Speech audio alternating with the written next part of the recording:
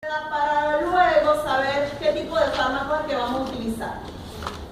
Asma, como ustedes saben, es una enfermedad crónica con características inflamatorias de las vías respiratorias.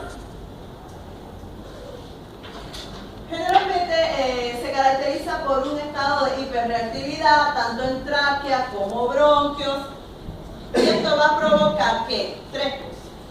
Constricción de las fibras del músculo liso bronquial, o lo que nosotros llamamos broncoconstricción, edema de la mucosa, edematización y elevación de las secreciones mucosas. Todo este cuadro yo necesito revertir en mi paciente asmático. Por lo tanto, mi paciente siempre va a tener obstruida la vía respiratoria.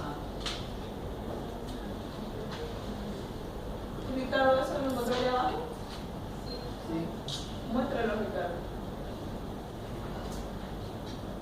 Dele de vuelta. Eso está allá abajo. Doutora, pero sabe o que passa? Tem essa não sei porque não mirei ainda, pero tem a palavra que falta? Son porque están a colores. Sim. Que passou com as outras diapositivas anteriores. Porque están a colores y solo salen. Ya. Características del episodio agudo. Ustedes conocen, empieza con tos, disnea, sibilancia. Y esto tiene una fisiopatología. ¿Cuál es? Cuando el paciente está en contacto con los alérgenos, ya sean fármacos, aire, polvo, oxígeno irritante, antígenos infecciosos, gases irritantes, van a provocar una hipersensibilidad de los bronquios y esto va a generar un broncoespasmo y la inflamación de la mucosa. Broncoespasmo e inflamación de la mucosa. Entonces, ¿qué cosa es lo que yo veo en un paciente asmático? Broncoespasmo e inflamación de la mucosa. Es ahí donde nosotros tenemos que buscar fármacos que me busquen o me reviertan la broncoconstricción. Yo necesito broncodilatador. Fármacos que me inhiban, que me retarden la respuesta inflamatoria en el asma. Yo necesito fármacos antiinflamatorios. Entonces son dos tipos de fármacos que yo voy a manejar en mi paciente asmático: broncodilatadores y fármacos antiinflamatorios.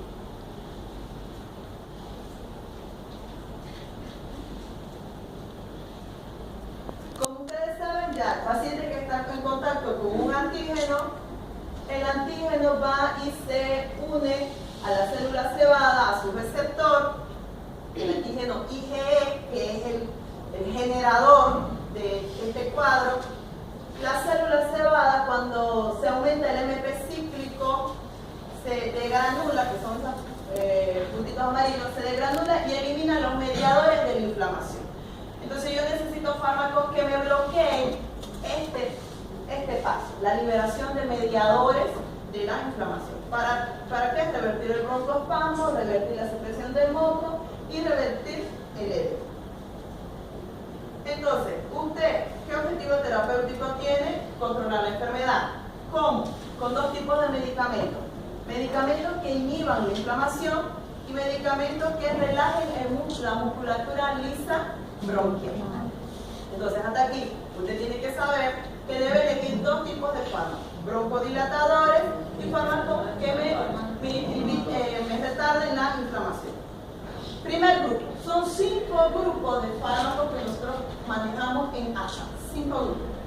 El primero, los broncodilatadores. Esencial en el paciente asmático, todo el tiempo se manejan estos fármacos, de corto o largo, de corta o de acción larga. Los broncodilatadores, tenemos agonistas beta 2, tenemos las metilxantinas y tenemos los anticolinérgicos. Agonistas beta 2, metilxantinas y anticolinérgicos. Las metilxantinas son los fármacos que en un inicio eran lo mejor que se tenía, pero ellas tenían muchos efectos adversos. Entonces, ahí fue donde aparecieron los anticolinérgicos.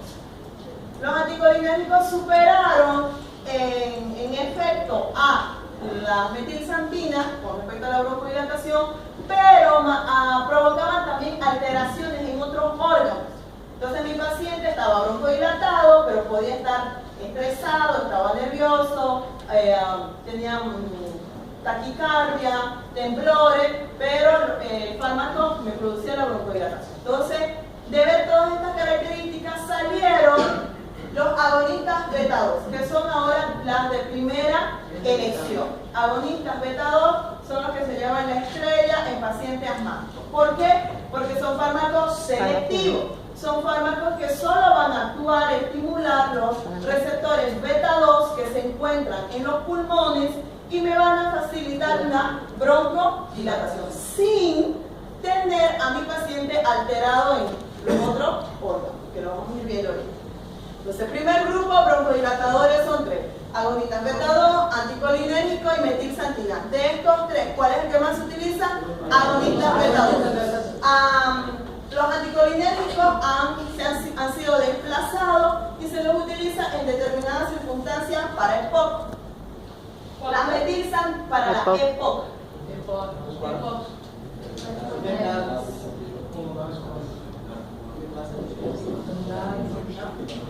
EPOC.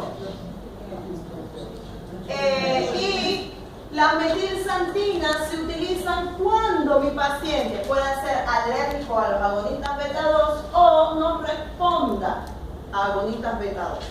Entonces, son de reserva, no voy a utilizar de fijo. Número 2, modificadores de la respuesta inflamatoria. Ya entramos al otro tipo de grupo que actúa a nivel de inflamación. Y el primero es fármacos modificadores de la respuesta inflamatoria, es decir, que me la van a modificar. Ya está instalada la respuesta inflamatoria, entonces van a modificar. La pueden retrasar, la pueden cortar, la pueden inhibir. ¿Cuáles son? Los corticoides o los glucocorticoides y los antileucotrientos. Glucocorticoides son fármacos que tienen tres acciones farmacológicas, por las cuales son ampliamente usadas.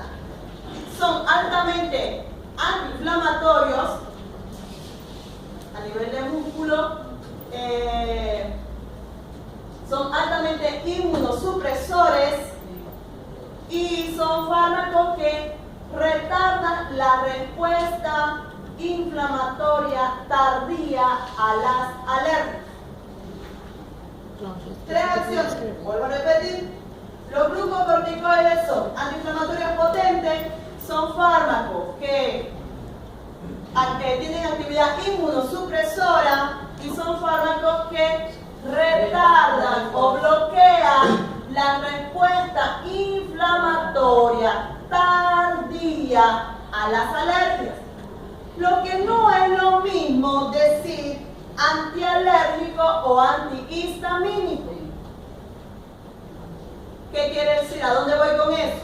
Cuando yo lo escucho que dicen, para evitarle una alergia, dale una dexametasona, dale un antihistamínico, mezclarlo, y bueno, ¿y cuál antihistamínico? Pues dexametasona. No. Si usted dice antihistamínico, quiere decir que va a ir a bloquear el receptor H1 de histamina. Ese es un verdadero antihistamínico. Un antialérgico lleva ese nombre antihistamínico. El glucocorticoide es un retardador de la respuesta inflamatoria. No me actúa como antialérgico. En un ataque de alergia yo no le voy a colocar una hidrocortisona o una dexametasona porque su inicio de acción es lenta. Yo a mi paciente lo voy a matar si le coloco una dex para sacarlo de una anafilaxis. ¿Ya? Entonces, por favor, este concepto usted me lo va a cambiar. Nunca más yo lo aplazo a usted. Si usted me dice que la dexa y o cualquier glucocorticoide actúa como un antihistamínico o como un antialérgico. ¿Ya? 3. Vuelvo a repetir.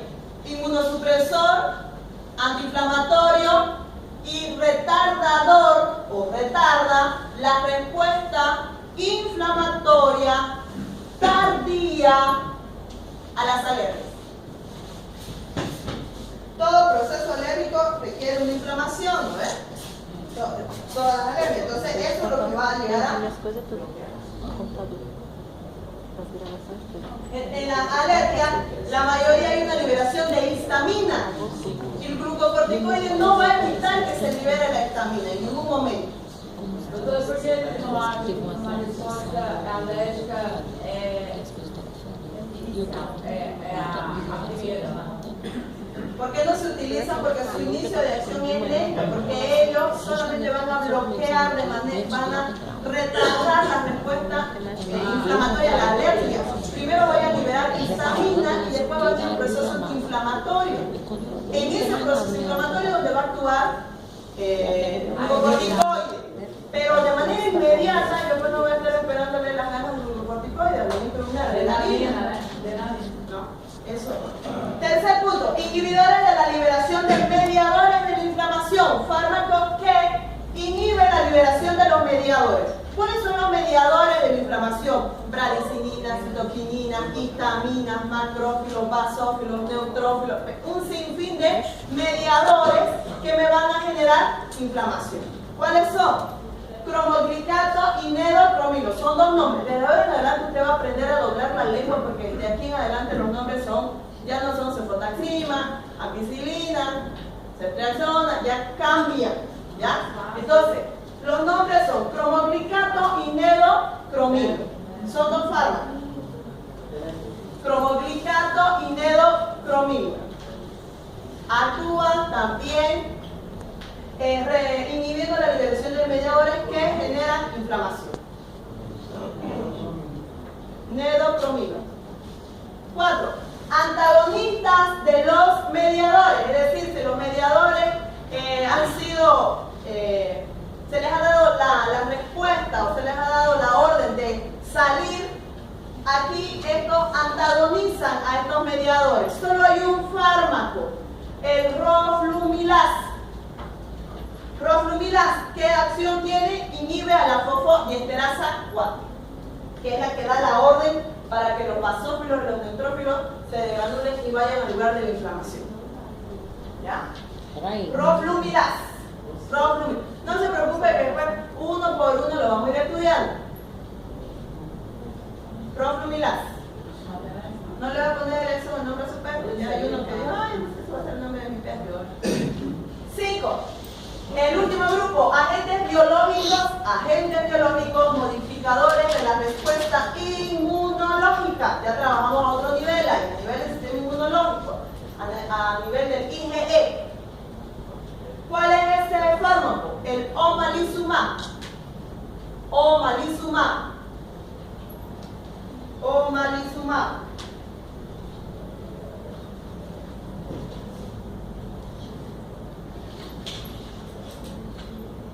¿Ya?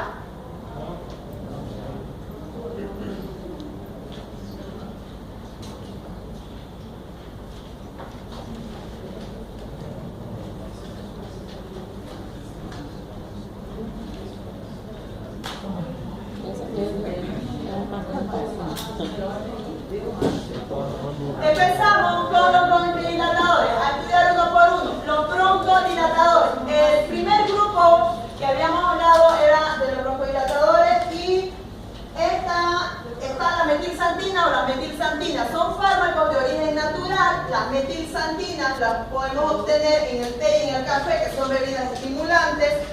De ahí se derivan los fármacos como teofilina, que viene vía oral, y aminofilina, que viene también vía parenteral.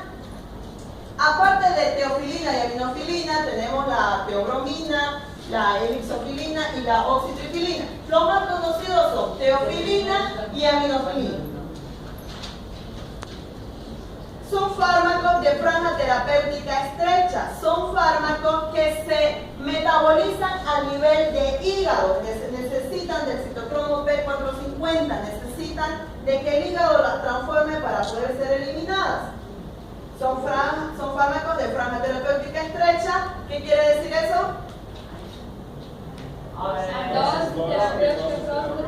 Exactamente, dosis terapéutica cerca de su dosis tóxica. Entonces son fármacos que yo tengo que tener mucho cuidado para emplear.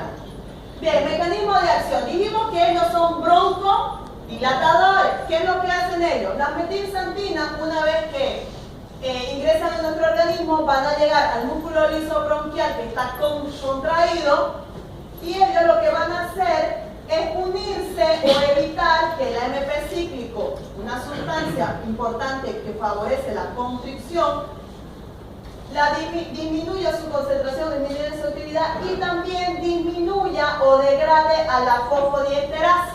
La fosfodiesterasa es el enemigo número 1 del asmático, porque él es el que va a generar la broncoconstricción. Entonces yo necesito que la fosfodiesterasa no esté activa. Entonces la metilxantina llega al músculo liso bronquial y evita que la fosfodiesterasa haga su actividad. Por lo tanto, ahí me va a generar una broncodilatación. Mecanismos de acción de metilxantina son broncodilatadores, porque inhiben a la fosfodiesterasa.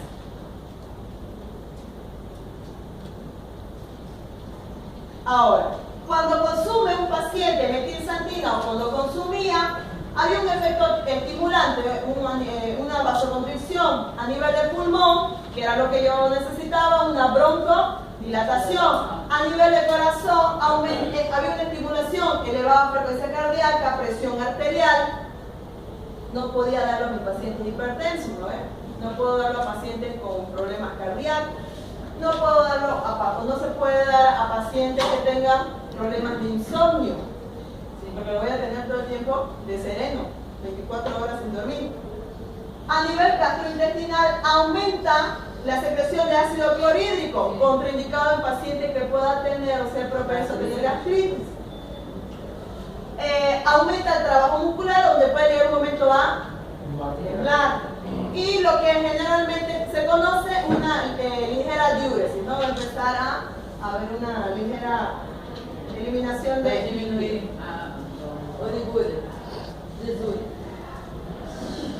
Efectos adversos. Entonces, mi paciente, ¿qué pasaba con ese paciente? Estaba broncodilatado, estaba mejorando su cuadro de asma, pero lo tenía nervioso, lo tenía con taquicardia, le tenía aumentada sus secreciones gastrointestinales, aumento de la contractibilidad, llega un momento que puede temblar y una ligera diuresis.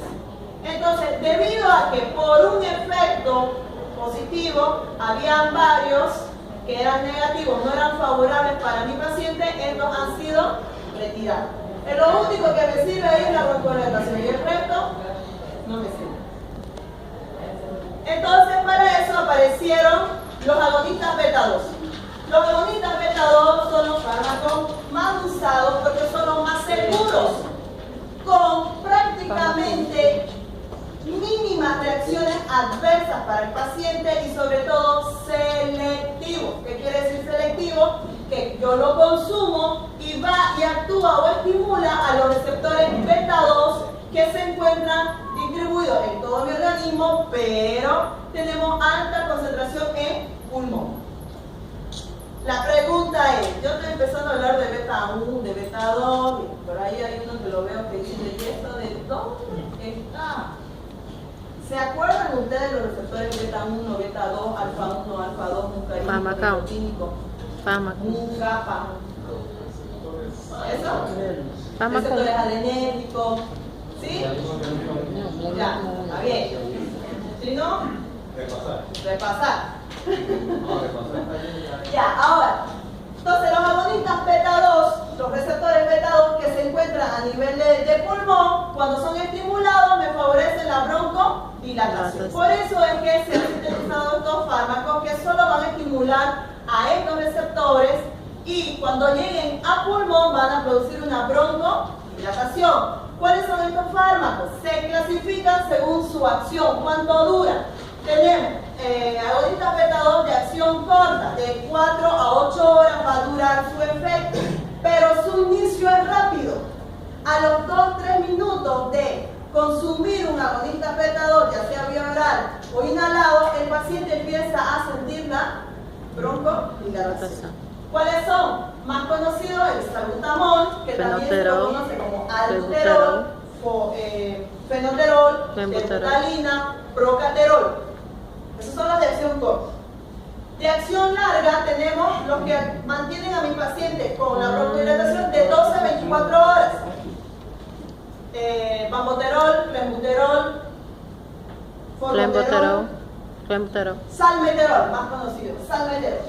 ¿Cuánto dura? De 12 a 24 horas. Y tenemos por último, los que han salido ahora, los de acción ultra larga. Van a favorecer la broncoirritación por más de 24 horas, es decir, por más de un día a mi paciente. ¿Cuáles son? Indacaterol, bilanterol, salmoterol y odolaterol. Todos terminan en terol.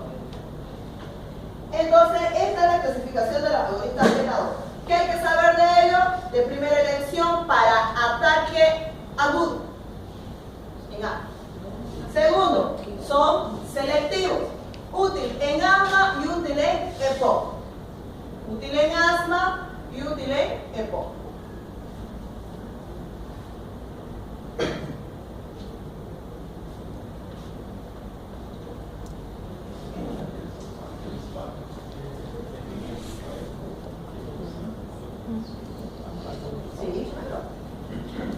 Generalmente estos vienen con aerosol para ser inhalados y ya vienen con su espaciador, ¿no? Ahora ya la técnica es con espaciador, o si no, ya vienen unos dispositivos en forma de tableta y este dispositivo, cuando uno le pone una canícula, se convierte en polvo y se lo aspira, y si no, se lo inhala por la nariz.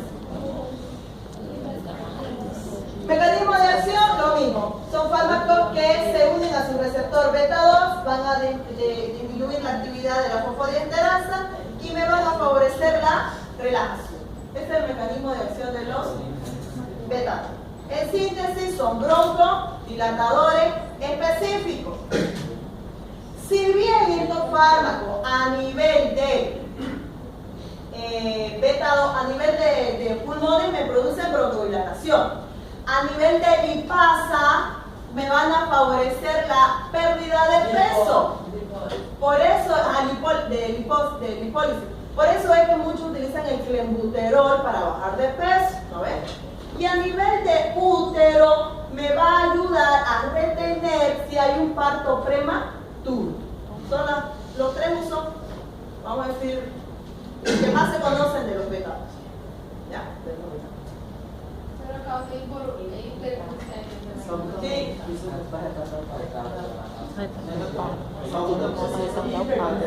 Sí, claro. Entonces, ¿cuáles son las reacciones adversas? Hay varias reacciones adversas, pero las más notorias son temblor del músculo estriado, la persona va a empezar a temblar, y una estimulación en el corazón, va a haber una pequeña una ligera taquicardia y una vasodilatación. Va a haber un aumento del trabajo cardíaco. Por último, tenemos los anticolinérgicos. Los anticolinérgicos o los fármacos que son antagonistas de la acetilcolina y que actúan a nivel de los receptores muscarínicos, ¿no? Cuando estos fármacos actúan a nivel de estos receptores que también encontramos en pulmón, me van a producir una broncodilatación. ¿Cuáles son los fármacos que más se utilizan? El bromuro de ipratropio, bromuro de tidotropio y bromuro de oxitropio. Bromuro de ipatropio, bromuro de oxitropio y de tidotropio. Cualquiera de estos. Nem lembro mais qual é a finalidade.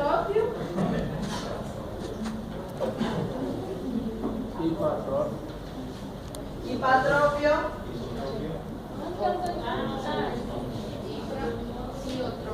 Oxitropio.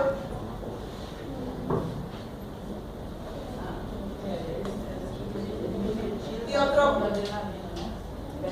Só salvou na gravação a segunda parte da aula prática, que eu comecei a ver lá no celular, porque ficou no celular.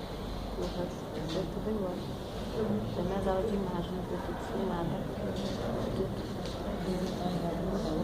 Estos fármacos se utilizan en EPOC debido a que me mejoran la broncodilatación y no afectan a la producción de moco, que las xantinas sí me favorecían la producción de moco. Los agonistas beta 2 también favorecen un poquito la producción de moco y los anticolinérgicos no producen moco en el paciente, que es algo que yo también necesito revertir.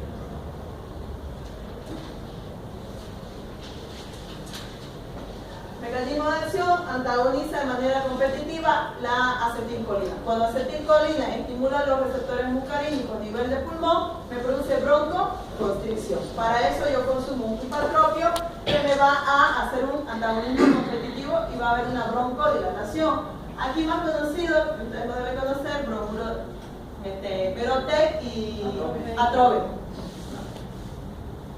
para nebulizar.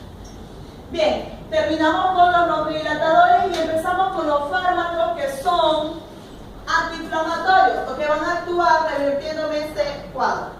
Antagonista de los leucotrienos. ¿Qué son los leucotrienos? ¿Perdón? Sustancias proinflamatorias. Son fármacos que me van a favorecer cuando ellos son estimulados, cuando ellos son producidos, generados.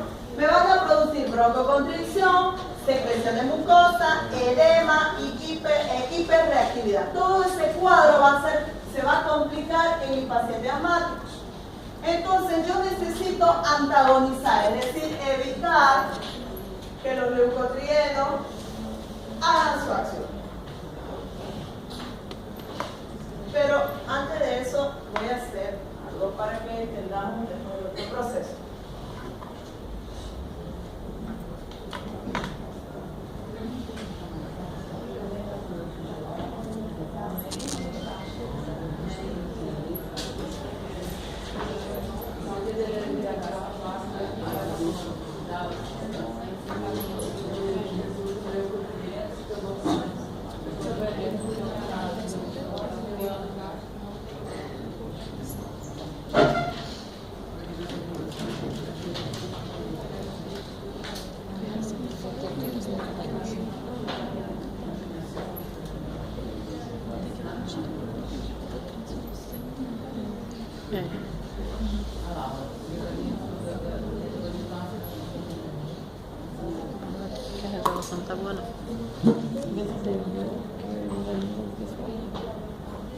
Bien, ustedes conocen que la membrana celular de la célula, por redundancia, está formada por fosfolípidos. Estos fosfolípidos, a través de la fosfolipasa 2, se convierten en ácido araquidónico. El ácido araquidónico nosotros lo podemos obtener de la carne roja o nuestro mismo organismo lo sintetiza. El ácido araquidónico se convierte en tres vías: en 5-lipoxigenasa, en la vía de la ciclooxigenasa y en la vía de la epoxigenasa. Todo esto va a generar un equilibrio en mi organismo. La epoxigenasa tiene como función sintetizar leucotrienos. Aparte de eso, aquí en la actividad de los leucotrienos está inmiscuida la fosfolipasa 4. Esta enzima, la fosfolipasa 4, es la que da la orden para que los mediadores sean liberados.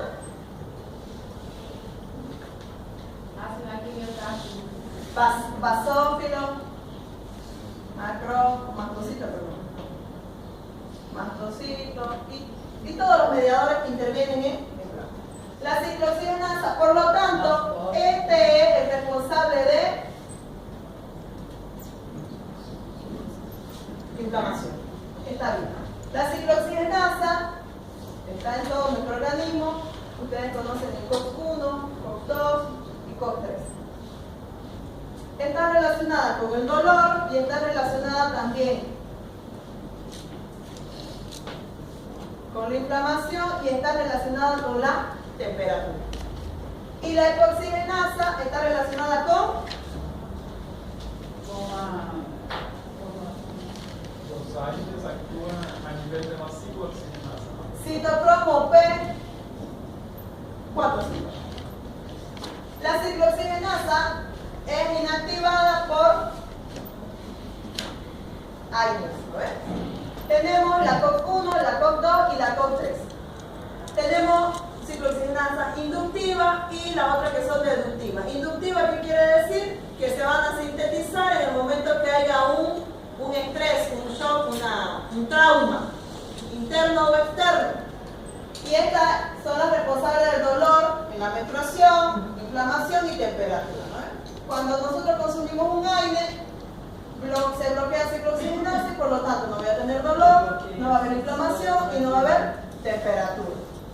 Con respecto al dolor, decimos que en el útero tenemos COX inductiva. Solo se induce, solo se sintetiza cuando la mujer va a menstruar, porque solo en los momentos de menstruación hay dolor e inflamación, porque la COX es la que se sintetiza en ese momento o en esos días. Termina la menstruación, desaparece esa ciclooxigenasa y se acabó el dolor.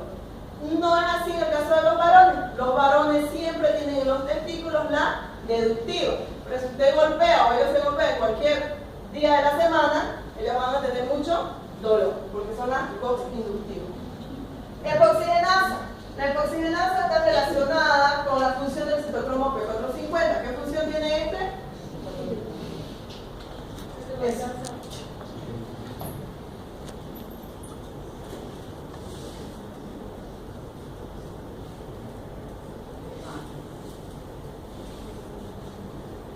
Desintoxicación a todo nivel.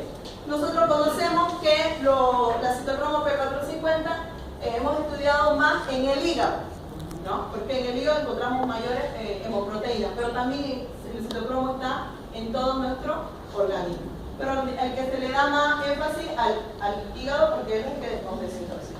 Entonces, gracias al ácido araquidónico nosotros tenemos inflamación, en pocas palabras. Entonces, ¿qué van a hacer para evitar la inflamación?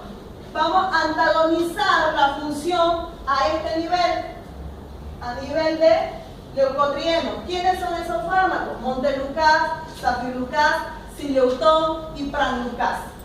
Montelukast, Safirlukast, Sileutón y Pranlukast. Esos son los fármacos que van a evitar que lipoxigenasa sintetice leucotrienos o libere los leucotrienos. Va a antagonizar la función de los leucotrienos.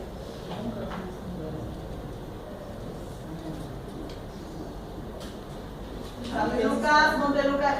¿Qué es lo hermoso de estos fármacos? Que pueden utilizar niños y adultos.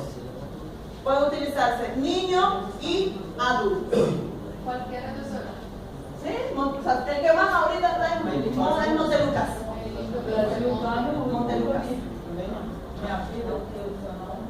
Montelukast. Eso es. Se utiliza para las alergias, para asma. Puede utilizar niños en mayores de 2 años, se puede utilizar 2 veces al día. Cada tabletita, la más económica, no de boliviana. Le sale pesadilla. Mecanismo de acción, bueno, ya dijimos, actúa inhibiendo la liberación de los leucotrienos.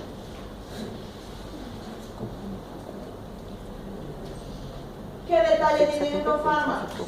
Son fármacos que se modifican o que modifican la función del citocromo P450. Fármaco que llega a este nivel a cambiar la función de hígado, citocromo P450 o de metabolización, tiene problemas porque puede ser inhibido o puede inhibir a otros fármacos, ¿no? Y puedo generar intoxicación si es que inhibe otro fármaco o si otros fármacos con esos medicamentos hay una interacción, puedo disminuir la actividad de los antialérgicos. Altera la función de las pruebas hepáticas y a largo plazo se ha visto lupus. Último, seguimos con agentes biológicos modificadores de la respuesta inmunológica. ¿Quiénes son? Bueno, ¿quién es ese? El omalizumab. Otro fármaco que va a actuar a nivel de inflamación. El omalizumab es un fármaco que viene a reemplazar cuando el paciente no responde a las altas dosis de los glucocorticoides. Hace rato dije que Agonistas beta-2 de primera elección para asma y glucocorticoides como antiinflamatorios de primera elección para el paciente asmático. Tienen que llevar esos dos, agonistas beta-2 y antiinflamatorios glucocorticoides. Cuando el paciente ya es crónico y el glucocorticoide no está produciendo el efecto que yo estoy deseando, o ya el paciente está muy degenerado de tanto utilizar glucocorticoides, está esta alternativa, el omalizumab. ¿Qué es lo que hace el omalizumab? Bloquea a los IgE para no unirse a los mastocitos y basófilos y reduce la liberación de los mediadores inflamatorios. Vamos a decir así que hace un antagonismo competitivo de los receptores. Aquí tenemos la membrana de un basófilo y aquí ella tiene receptores esperando que se una este antígeno, el IgE. Pero si yo consumo el omalizumab, este va a venir a unirse a sus receptores y IgE va a quedar fuera. Por lo tanto, estabilizo la membrana de basófilo y ella no va a degranularse y liberar la sustancia. Aparte de actuar a nivel de IgE, estos fármacos se metabolizan en el hígado, metabolismo hepático, su eliminación es biliar y lo más fantástico, que dura 26 días en el organismo, por lo que el paciente lo puede administrar cada 2 o 4 semanas. No es continuo. ¿Qué quiere decir? Que durante 26 días estoy protegiendo a mi paciente de procesos inflamatorios. El omalizumab. El omalizumab solo viene subcutáneo. Se administra vía subcutánea.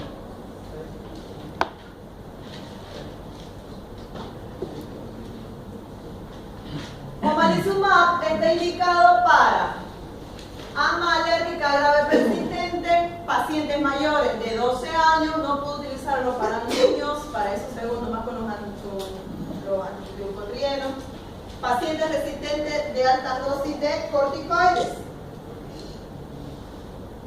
No sirve para asmáticos de carácter agudo porque su inicio es lento.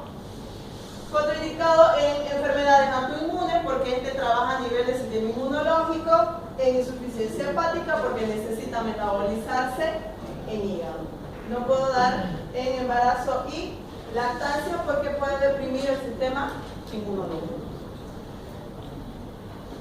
Vamos terminando. Inhibidores de la fosfodiesterasa 4. El roflumilaz. El roflumilaz. Dijimos que dentro de la vía de la lipoxigenasa teníamos una fosfolipasa 4 que también intervenía en la inflamación. ¿Qué fármaco es el que va a evitar que la fosfolipasa 4 actúe? El roflumilaz. Hace un antagonismo.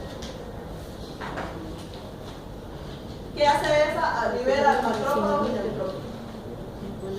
Se administra vía oral y con el roflumilaz hay un detalle. Como el roflumilaz y estos fármacos que hemos estudiado son solamente inflamatorios, debemos consumirlo o se lo debe consumir junto de manera simultánea con un glucocorticoide de acción prolongada, de una acción de 12 a 24 horas. ¿Por qué? Porque el roflumilaz dura 24 horas, es decir, consumo una vez y 24 horas está funcionando la actividad inflamatoria, pero tengo que acompañarlo con un broncodilatador de 24 horas, salmeterol, formoterol, clenbuterol, bajoterol, cualquiera de esos funciona con roflumilaz. Está indicado para la EPOC moderada o grave, este es roflumilaz, asma bronquial aguda, y se asocia a un broncodilatador de acción larga, que era lo que estaba diciendo hace rato. Se metaboliza en hígado y provoca trastornos gástricos.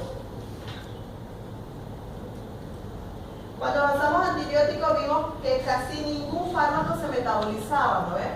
El único que era inhibidor enzimático son los macrólidos. Ahora, de ahora en adelante, casi todo lo que vamos estudiando se metaboliza en hígado. Entonces tengo que tener cuidado con sus interacciones.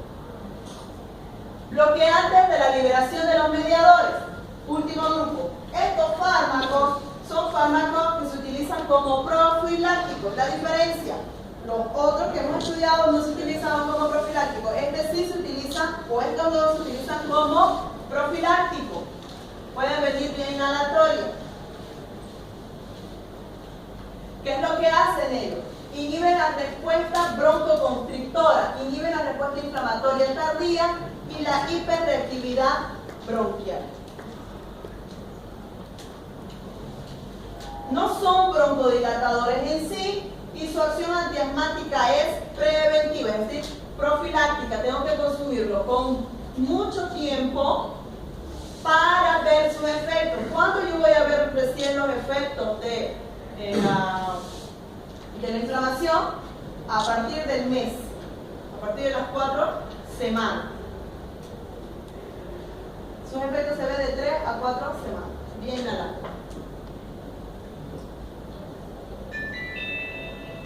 Bien. El asma, como ustedes saben, se la clasifica según los episodios. Tenemos la leve intermitente, leve persistente, moderada persistente y grave persistente. Eso, según la clasificación, leve intermitente, que quiere decir menos de 2 veces a la semana el ataque.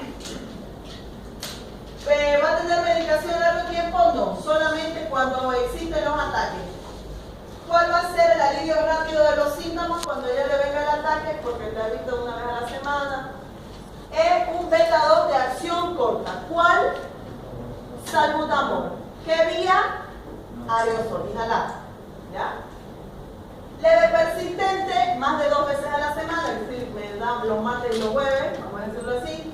Y para esa persona, a todos los días debe consumir un glucocorticoide inhalado.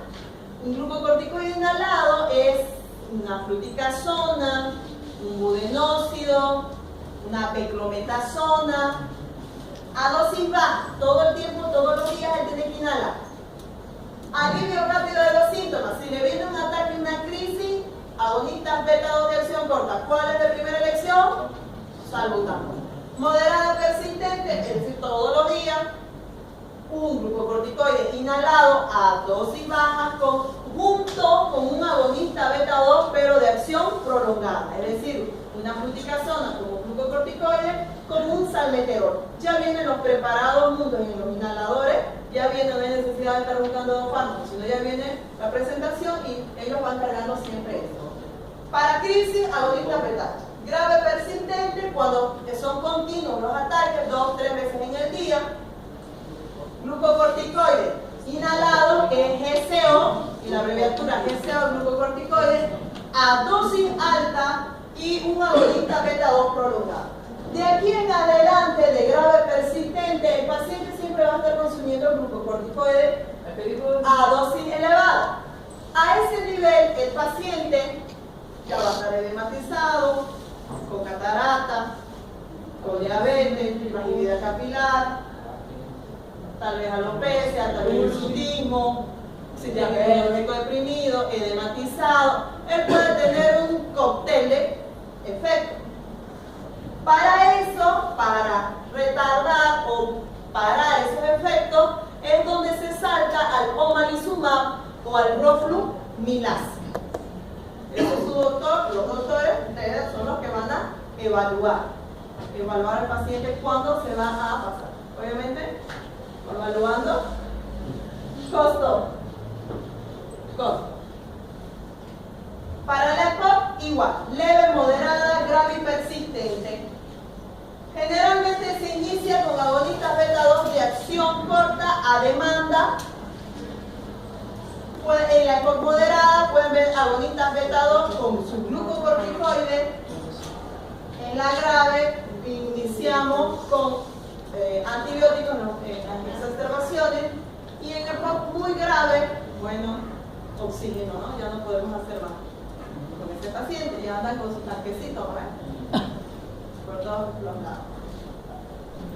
Entonces, para el POC y asma, los fármacos de primera línea son agonistas betados de acción corta para los ataques y los glucocorticoides inhalados. La pregunta es, ¿ustedes avanzaron glucocorticoides en farmacología 1? Ya. Es que es importante porque yo te quiero decir que les hablo de glucocorticoides y no hay nada. Entonces vamos a hacer ese tema, lo vamos a hacer un flash. ¿Ya? Mecanismo de acción, clasificación, sus efectos, metabólicos, todo eso para que usted tenga una idea de los nombres. En su clasificación usted le tiene que colocar 10 nombres, como mínimo. 10 sí, porque son artísticos. 10, una lista de 10 nombres en su clasificación, mínimo 10 que tiene que colocar cuando prepare su tema de glucocorticoides. ¿Ya? Pronto. 8 con 20, doutora. No, como Já acabou. de lo que sea. Pero no sé si abajo hay glucocorticoides. Doutora, aula. Ah, claro, este sí. Acabou. ¿Alguna duda? Não, ¿Duda? o que é para preparar para a próxima aula? Nada.